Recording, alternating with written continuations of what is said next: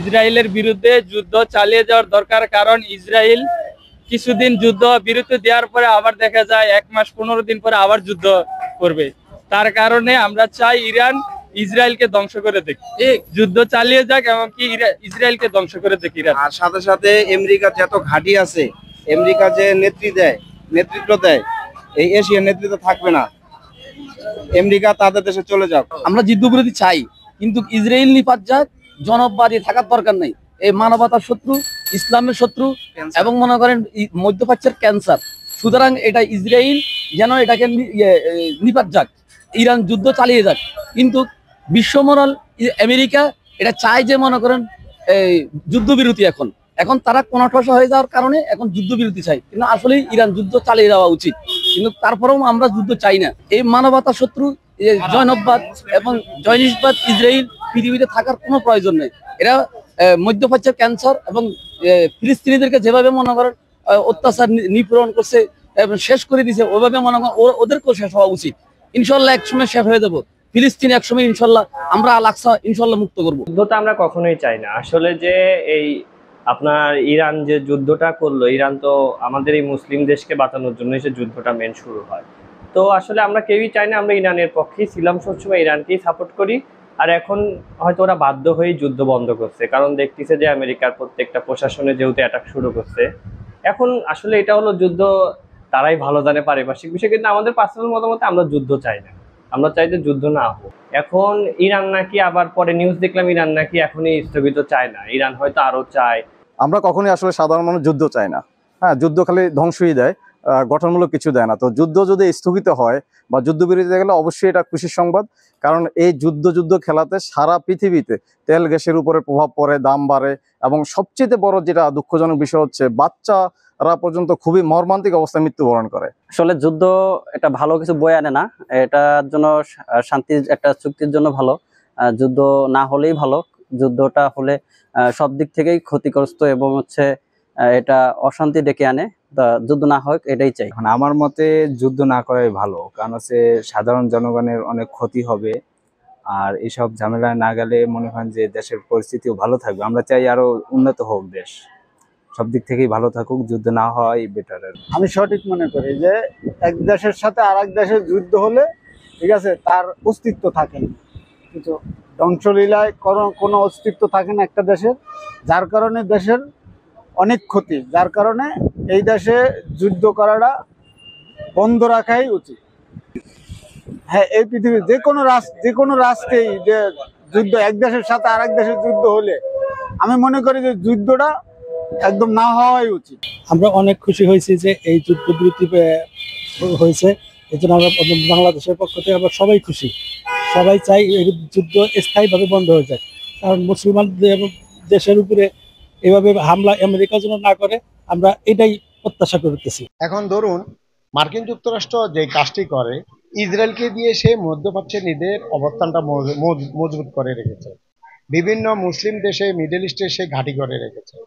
এখন আপনার ইসের কথাটা আসলো কেন, যুদ্ধবিরতির কথাটা কেন আসলো? যখন ট্রাম্প বলেছিলেন যে ইরানকে নিচ্ছিন্ন করে দেওয়া হবে, ধ্বংস করে দেওয়া হবে, অথবা হয় আত্মসমর্পণ না হয় ধ্বংস, দুটোর মধ্যে একটা ইরানকে বেছে নিতে হবে, এবং খামেনিকে হত্যার কথাও বলেছিল।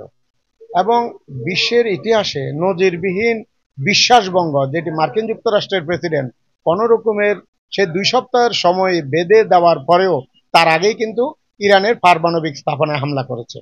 এবং সবচাইতে বড় কথা, সে মানে গর্বের সাথে তার এলাকায়, তার দেশে সে টেলিভিশন ভাষণে বক্তব্য দিয়েছিল যে ইরানকে ধ্বংস করা হয়েছে, ইরানের এখন আত্মসমর্পণ করা ছাড়া এবং যুদ্ধ বন্ধ করা ছাড়া কোনো পথ নেই। এবং তাদের ধারণা ছিল ইরান হয়তো এখানেই শেষ। সবচাইতে মজার ব্যাপার হলো, বিশ্বের সবচাইতে বড় গোয়েন্দা বাহিনী যেটা মার্কিন যুক্তরাষ্ট্রের সিআইএ এবং মোসাদকে ফাঁকি দিয়ে ইরান কিন্তু তার পারমাণবিক স্থাপনা থেকে তার পারমাণবিক ম্যাটেরিয়ালস গুলো আগেই সরিয়ে নিয়েছে। পরে সেখানে আমেরিকা ধরা খেয়েছে এবং তারা মূলত ধোঁকা খেয়েছে, আমি বলবো ধোঁকা খেয়েছে। এখন তাদের ধারণা ছিল হয়তো ইরান এখানে থেমে যাবে, কিন্তু ইরান কি করলো, তারা এখানে না থেমে একই সাথে ইসরায়েলে পাল্টা হামলা করেছে এবং আপনার কাতারে গতকালকে কাতারে মার্কিন স্থাপনায় হামলা করেছে। ফলে মার্কিন যুক্তরাষ্ট্রের যে সম্মান, যে মোড়লগিরি ছিল, সেটিতে আঘাত লেগেছে। এখন তাদের একমাত্র পথ হলো কোনো রকমের মুখ রক্ষার জন্য তারা যুদ্ধবিরতির প্রস্তাব দিয়েছে।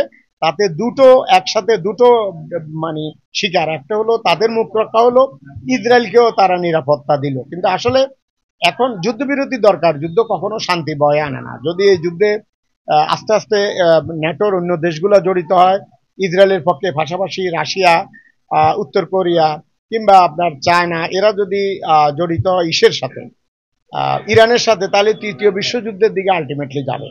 তো আসলে আমরা সবাই যুদ্ধের বিপক্ষে এবং বিশ্ব যুদ্ধ চায় না। আর যদি যুদ্ধ হয় তৃতীয় বিশ্বযুদ্ধ, এটা ভয়াবহ যুদ্ধ হবে, হয়তো মানব জাতির অস্তিত্বও থাকবে না। যুদ্ধ বিরতির দরকার আছে, তবে আমার চিন্তা হলো যুদ্ধ বিরতি নয়, যুদ্ধ বন্ধের দরকার। সেই ক্ষেত্রে উভয় পক্ষকে যুদ্ধ বন্ধ করে আলাপ আলোচনার মাধ্যমে একটা চুক্তি স্বাক্ষরিত হওয়া উচিত, যাতে ইসরায়েল ভবিষ্যতে আর এ ধরনের সাহস না করে। তো যুদ্ধ বিরতির মধ্যে যদি যুদ্ধ বন্ধের প্রস্তাবটা আসে, সেটাই সবচেয়ে উত্তম। আর যুদ্ধবিরতি হলো যুদ্ধ বন্ধের প্রাথমিক স্তর, যেখানে এই সময়ের মধ্যে আলাপ আলোচনা করে একটা স্থায়ী সমাধানে যাওয়া যায়। কি যুদ্ধ তো আর কি কোনো দেশই চায় না, কোনো দেশেরই কাম্য না যুদ্ধ। আমরা প্রতিটা দেশের নাগরিক হিসেবে বলতে পারি যুদ্ধ মানেই ধ্বংস। আমরা সবসময় শান্তির কামনা করি, অতি তাড়াতাড়ি যুদ্ধটা যেমন বন্ধ হয়ে যাক আমরা চাই, এই আশা ব্যক্ত করতেছি। আর ডোনাল্ড ট্রাম্প তো উনি নিজের দেশের জোর দিয়ে আর কি হামলাটা চালাইছে ইরানের উপরে, এটা আসলে আমরা কেউ কামনা করি নাই, এই আর কি। যুদ্ধ মানেই ধ্বংস, আমরা যুদ্ধ করতে চাই না, কিন্তু কেউ যদি মুসলমানের উপরে আক্রমণ করে, মুসলমান ছেড়ে দেওয়ার জন্য কখনো পিছপা হয় না, মুসলমান তার উচিত জবাব দেয়। তা ডোনাল্ড ট্রাম্প তো তার নিজের দেশ ছেড়ে সে অন্যান্য সারা পৃথিবী রাজত্ব করতেছে। তার তো এটা এই যেহেতু ইরান এবং ইসরায়েলকে সে থামাইতে পারে, এটা মীমাংসা করতে পারে, কিন্তু ইসরায়েলকে তো সে সমর্থন করে।